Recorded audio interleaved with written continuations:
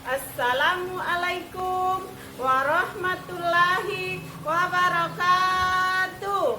Perkenalkan, nama saya Astriana SPDI, berasal dari UPT SDN 097 Katokoan, Kabupaten Luwu Utara, Sulawesi Selatan.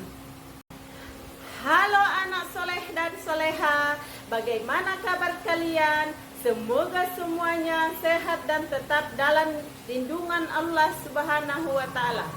Sebelum kita memulai pelajaran, mari kita berdoa. Semoga apa yang kita pelajari hari ini mendapat berkah dari Allah Subhanahu wa Ta'ala. Bismillahirrahmanirrahim. Raditu billahi rabba wa bil islami dina wa bi muhammadin nabiyya wa rasula rabbi sidani ilman warzuqni fahman amin.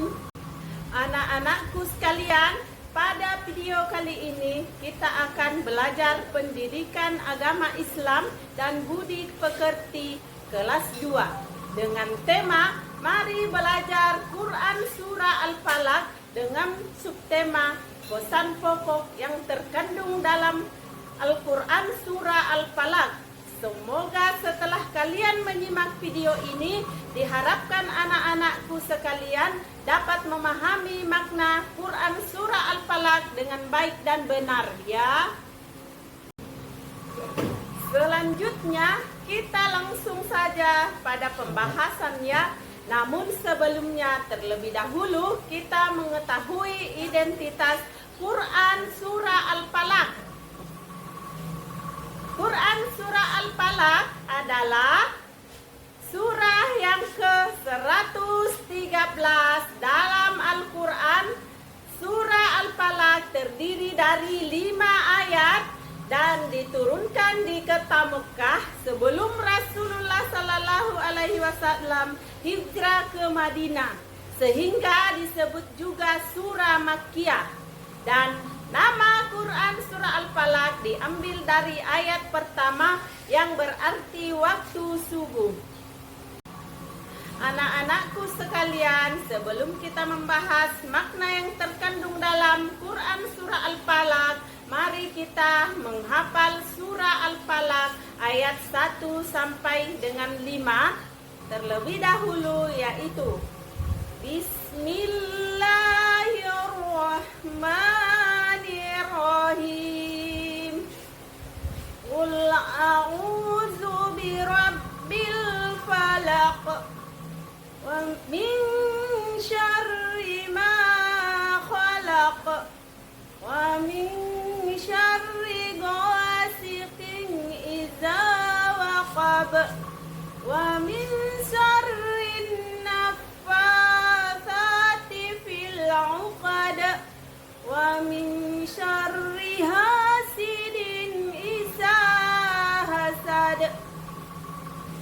Yang artinya, katakanlah, aku berlindung kepada Tuhan menguasai subuh dari kejahatan makhluknya dan dari kejahatan malam apabila telah gelap gulita, dan dari kejahatan wanita-wanita tukang sihir yang menghembus pada buhul-buhul, dan dari kejahatan pendengki bila ia dengki.